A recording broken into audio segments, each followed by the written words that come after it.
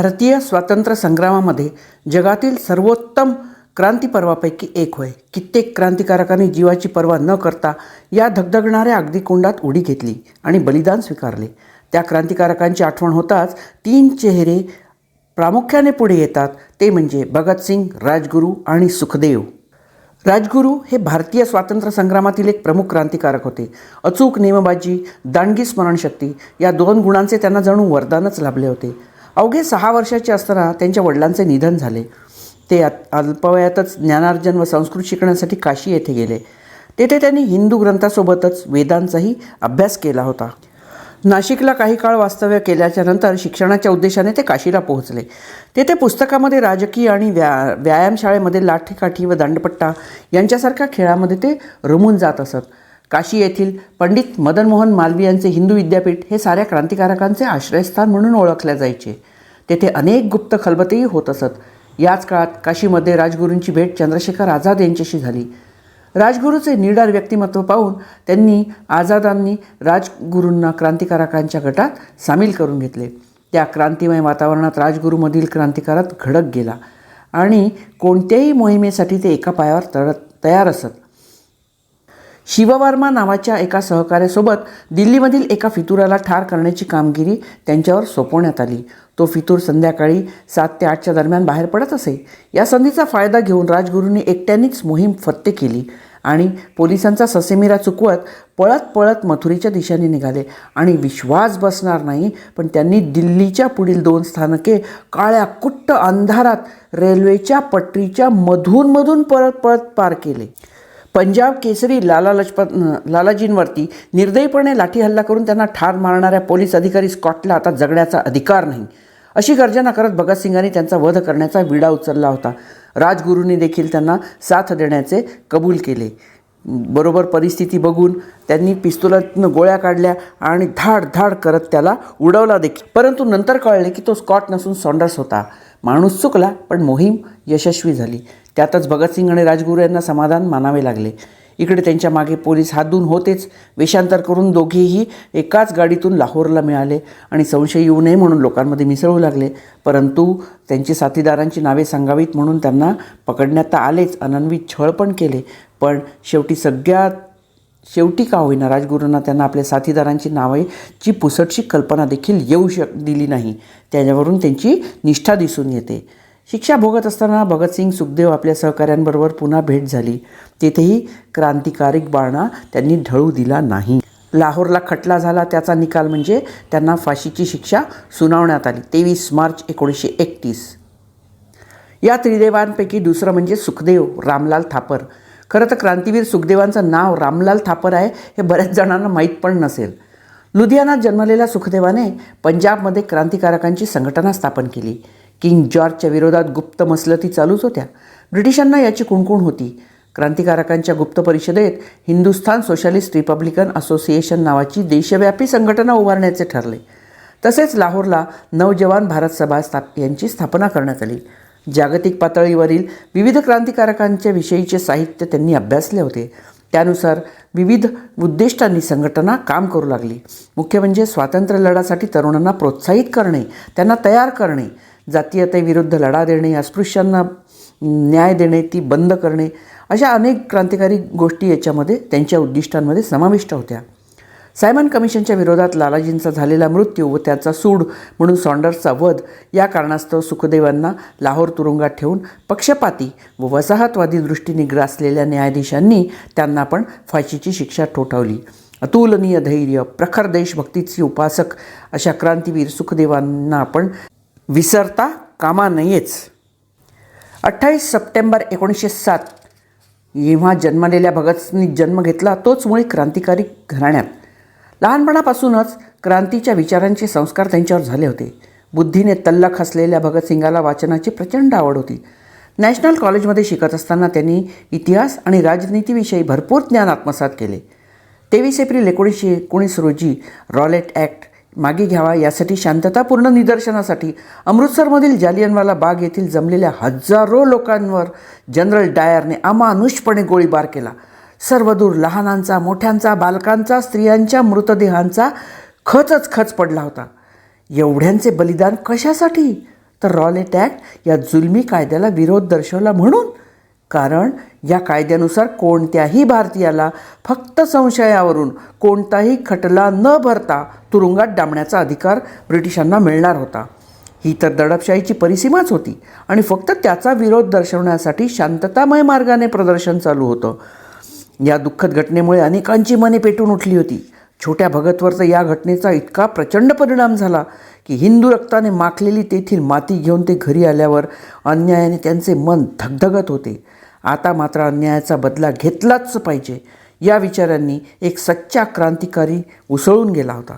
सशस्त्र क्रांतीशिवाय पर्याय नाही. ब्रिटिशांना चांगला धडा शिकवलाच पाहिजे. पण कसा? याभोवती त्यांचे मन घोटाळू लागले. वय फार कोवळे होते हो, विचार सुचतील तर कसे.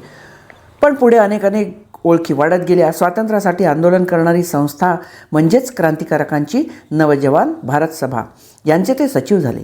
चंद्रशेखर आझाद यांच्या प्रभावामुळे सर्वांच्या विचारांना व क्रांतिकारी विचारांना आता चांगलाच वेग येऊ लागला होता. पुढे हिंदुस्थानात समाजवादी प्रजातंत्र संघाची स्थापना झाली. आझाद, भगतसिंग, राजगुरू, सुखदेव, जयगोपाल, सुरेंद्र पांडे अशी बरीच मंडळी एकत्र आली होती. सशस्त्र उठावाने भारताला स्वातंत्र्य मिळवायचे होते म्हणून जतींद्रनाथ दासांकडनं त्यांनी हातबॉम्ब बनवण्याची कला पण शिकून घेतली होती. इंडियन स्टॅट्युटरी कमिशन म्हणजे सायमन कमिशन भारतातील प्रांतावर नवीन राज्यप्रणाली सुरू करण्याचे ब्रिटिश सरकारचे उद्दिष्ट होते. 7 जणांच्या कमिटीवर एकही भारतीय सदस्य नव्हता. म्हणजे भारतीयांबद्दल कायदे करणार आणि भारतीयांचे मत जाणून घेणार नाही, हा तर सारासार अपमानच होता. सर्वांनी मिळून या सायमनला भारतात येऊच देता कामा नये आणि वापस पाठवा असे ठरवले. Simon go back, Simon go back अशा या घोषणा सर्व दूर ऐकू येऊ लागल्या. स्कॉट व सॉन्डर्सने जमलेल्या मोर्चेकऱ्यांवर प्रचंड लाठी हल्ला सुरू केला.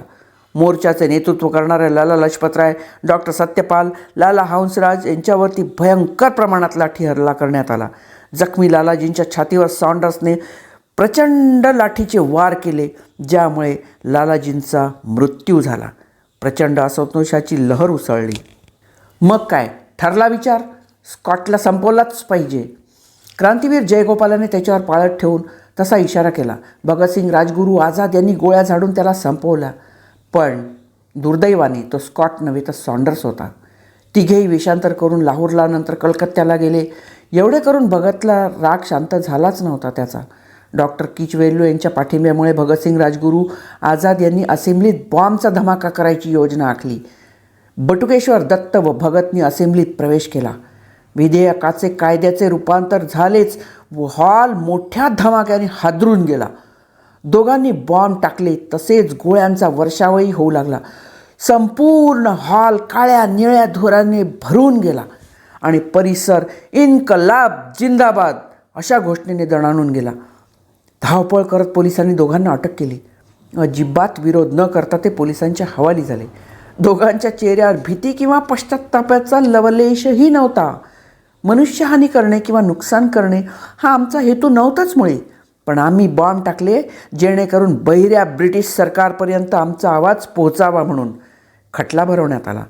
24 मार्च 1931 फाशीचा दिवस ठरला.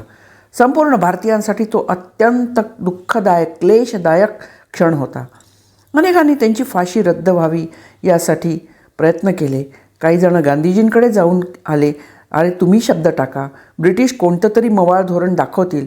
पण गांधींनी वेगळाच हट्ट धरला. दुसऱ्या कोणत्या तरी देशातील म्हणजे तुर्कस्तानातील खलिफाच्या विरोधात चळवळ सुरू होती, ती म्हणजे खिलाफत चळवळ. त्यात अली बंधूंना पकडण्यात आलं होतं. त्यांना सरकारने सोडावं यासाठी ते आंदोलन करायला तयार होते, पण आपल्या माणसासाठी नाही. ही अशी आपले राष्ट्रपिताची भूमिका. मैं शांति का पुजारी हूँ, जनमत सही है या गलत, पर मेरे उद्देश्य को बाधा ना पहुँचे, इसलिए आप यदि हो सकता है तो सज़ा दे मगर हल्की की जाए, क्योंकि अकारण ही भविष्य में मेरी स्थिति कठिन बन जाएगी. मतलब गांधी ने अपनी बात रखी. कैसी? मैंने तो कोशिश की. कौन सी कोशिश? अधूरी, नाकामयाब या सिर्फ दिखावा करने वाली कोशिश की. मगर उन तीनों का रास्ता गलत है और निरर्थक था. गांधी जी बताते हैं, मैं चाहता हूँ कि आप उनकी गलती उनको महसूस कराए और गलती की सज़ा तो मिलनी ही चाहिए. मतलब भगत सिंह, राजगुरु, सुखदेव की फांसी का समर्थन करने वाला एक लौता आदमी था और वो था मोहनदास करमचंद गांधी। आपला परिवार, घरदार सोडून लहान वयात क्रांतीचा वेळ घेतलेल्यांनी आझादी ही हमारी दुल्हन है असं सांगून सगळ्यांचं सांत्वन केलं. घरच्या कोणालाही, कोणत्या नातेवाईकांनाही फाशीच्या आधी भेटू दिलं नाही. आधी 24 तारखेच्या ऐवजी 23 तारखेलाच फाशी देऊन टाकलं. फाशीसाठी वधस्तंभाकडे जाताना पण तिघांच्या चेहऱ्यावर विलक्षण तेज होतं, आत्मविश्वास होता. तिघांनीही एकमेकांना मिठी मारून निरोप घेतला आणि रंग दे बसंती चोला मेरा रंग दे बसंती यासारखे गीत आनंदाने व अभिमानाने म्हणत स्वतःच्या हाताने फाशीचे दोर आपल्या गळ्यात घातले. वंदे मातरम, इन्कलाब जिंदाबाद अशा गगनभेदी नाऱ्यांनी कारागृहाचा सगळा परिसर भारून गेला. क्षणार्धात सर्वत्र निशब्द शांतता पसरली. अवघ्या 23 वर्षाचा कोळा भगत 23 तारखेला अनंतात विलीन झाला. सोबतीला आणि पुन्हा क्रांतीसाठी योजना आखायला सोबत हे परममित्र घेऊनच सुखदेव आणि राजगुरू. भारतभूमीसाठी, तिच्या आझादीसाठी लढणाऱ्या या क्रांतिकारकांना म्हणजे त्रिदेव भगतसिंग, राजगुरू आणि सुखदेव यांना आमचा मानाचा मुजरा. तुमचा त्याग भारतवर्ष कधीही विसरू शकत नाही. यांच्या बलिदानाचा म्हणजेच 23 मार्च हा दिवस आपल्याकडे शहीद दिन म्हणून साजरा केला जातो. स्वातंत्र्यप्राप्ती वगळता कोणतीही अभिलाषा मनात न धरता केवळ आणि केवळ देशासाठी प्राणाची आहुती देणाऱ्या आणि महाराष्ट्राचे नाव क्रांतीपर्वात अढळ करणाऱ्या या सर्वांना आमचा मानाचा मुजरा. इन्कलाब जिंदाबाद.